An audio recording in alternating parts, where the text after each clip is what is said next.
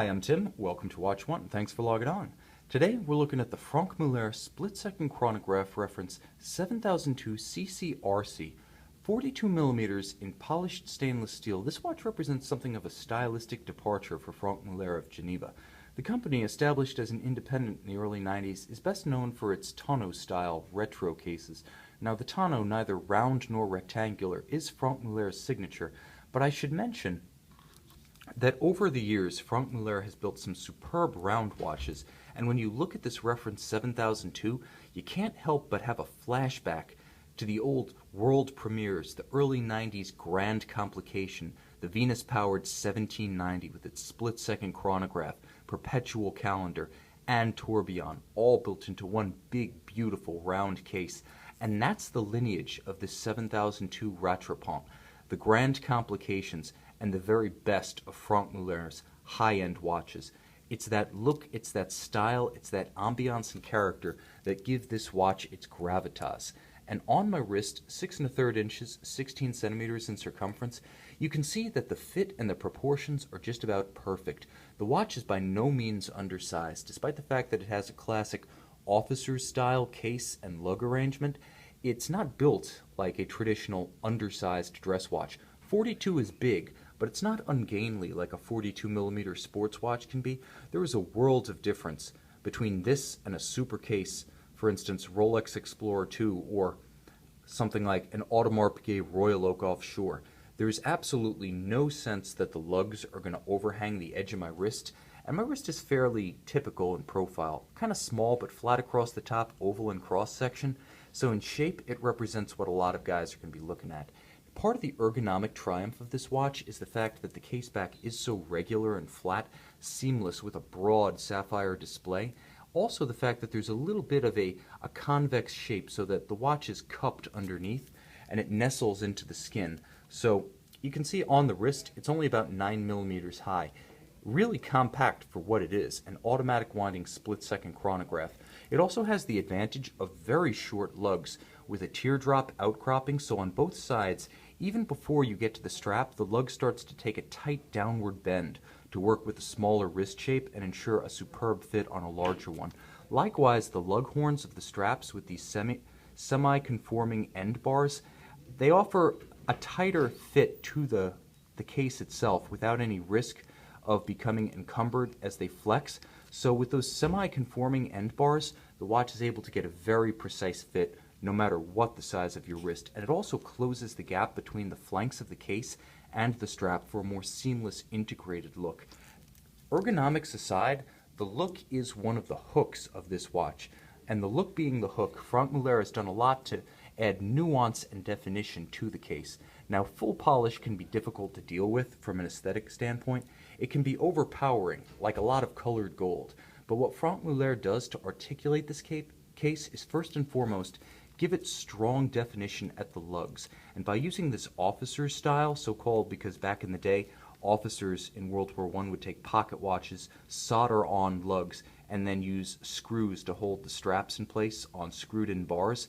But this officer-style lug, jutting straight perpendicularly out of the case, is quite beautiful in that it's just so stark. There's no sense of a blended lug Calatrava look here. This is very much a separate unit, a stylistic entity in and of itself, apart from the round case. That contrast, the straight geometry next to the rounded form, gives this watch a power and a gravitas, a definition and a character that really gives it a lot of personality on the wrist and makes it read even larger than its 42 millimeter size.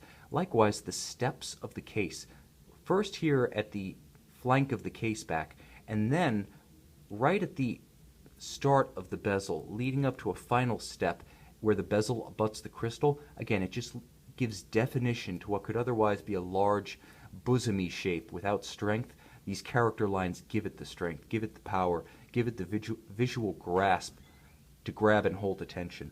And moving inboard from that gorgeous convex bezel with the steps, you can see an equally striking silver, red, and blue dial with extensive rose-laid guilloche. Franck Muller really went to town with the guilloche here. First and foremost, there's a dominant sunburst pattern radiating out from the cannon pinion, and it envelops everything from the second scale to the subdials, underpinning the text, the beautiful heat-blued hands, you can see that not only does it splay outwards, but there's a recurring wave motif that runs around in concentric, not quite circles, but definitely concentric patterns, running parallel to each other without ever intersecting. The light plays beautifully across it and really does shift like a chimera as you move it through the sun, or even interior lighting. It's so reflective, it doesn't need much to set it off, and it adds light and dark highlights that move about as though they have an animus of their own. Very striking, and when combined with the silver, the red, and the blue color definition, the red being the most striking of the colors, the blue being somewhat muted, and the silver giving a beautiful, cool, refined base to the entire composition, this is a watch with a memorable face. Like I said, my first thought when I saw it was the Grand Complication, the 1790, and this watch has more than a bit of that DNA in its style. Now, in terms of complication, Franck Muller does not hold back. Split-second chronograph, as promised, the ability to time two separate simultaneous events. Now, there is a calibrated tachometer scale outboard of the minute scale, so you get a lot of visual definition, visual articulation references to the sporting history of the chronograph. But being calibrated with a base 1000 up to 900, unless you're trying to clock the space shuttle with a hand tool, you should be able to instantly calculate the speed of anything that you do care to clock with this Rattrapante. But the bottom line is, in all likelihood, you're just going to use this for timing your kid's track meet, maybe if you're watching a sporting event with two competitors, a swimming race, a foot race, an auto race. The bottom line is the split-second chronograph is a ton of fun to watch, even if you don't have any particular purpose. And you can see that the level of attention to detail, with contrasting counterweights to the split seconds hand and the chronograph seconds hand, shows just how carefully this watch was planned out, delicately detailed it was by the designers. Each of the sub-registers, so whether it be the 30-minute, the hours, or the constant seconds at 9 o'clock, is slightly sunk into the dial with a separate concentric circular guilloche pattern, much finer than the rose lathe work that runs across the majority of the dial. Franck Muller put a lot of time into creating this watch, building it beautiful and building it right. This is a look that has endured. At any point from 1992 to the present, Franck Muller could have built this watch and it would have looked new, fresh, and exciting. That's part of the appeal of this watch. Being round, being classical, yet contemporary in size and complicated in function, the watch has legs. This is not a design that will be dated. It's got a timeless quality to it. Now, the movement itself represents Franck Muller's best. Short of the absolute high horology pieces, this is a Valjoux 7750 based chronograph elaborated with the Rattrapante module. Now, the finish is distinctly Franck Muller, and one of his key modifications substantially improves the functionality of the movement itself. While most Valjoux 7750s are powered by an automatic winding system that uses, depending on the manufacturer, tungsten if it's Hublot, sometimes 17 karat gold, very occasionally 21 on some of the most upscale applications.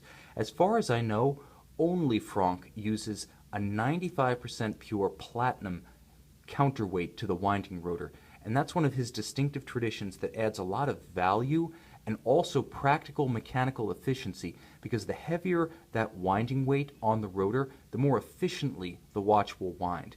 So that not only adds real value to the watch in as much as precious metal is added, but it adds real practicality in as much as the mechanical efficiency of the auto winder is improved. With a 44-hour power reserve, the ability to hack or stop the seconds when you pull the crown, split-second complication, this watch packs a lot of toys. Maybe it's not the sky's the limit complication of the old 1790 Grand Complication, but with the look, the feel, the character, and the gravitas, you really can't complain. And the split-second chronograph with its flyback action remains one of the true crowd pleasers among complications out there today. The bottom line is that this Franck Muller Rattrapante chronograph reference 7002 CCRC is a superb departure from the tonneau case for Franck Muller. It succeeds on every level: aesthetic, ergonomic, mechanical. It's a fantastic piece that offers a lot of value if you want something that looks, quite honestly, like the ultimate in high horology, like something you would expect from the likes of Patek, from Vacheron, certainly from someone like Audemars Piguet in the Jules Audemars line, or even if they ever made a split-second chronograph, Jaeger LeCoultre. There are classical lines here that don't scream Franck Muller. They merely speak the word class in any language. And if that sounds good to you, this Frank Muller Rattrapante chronograph reference 7002 just may be the watch you want.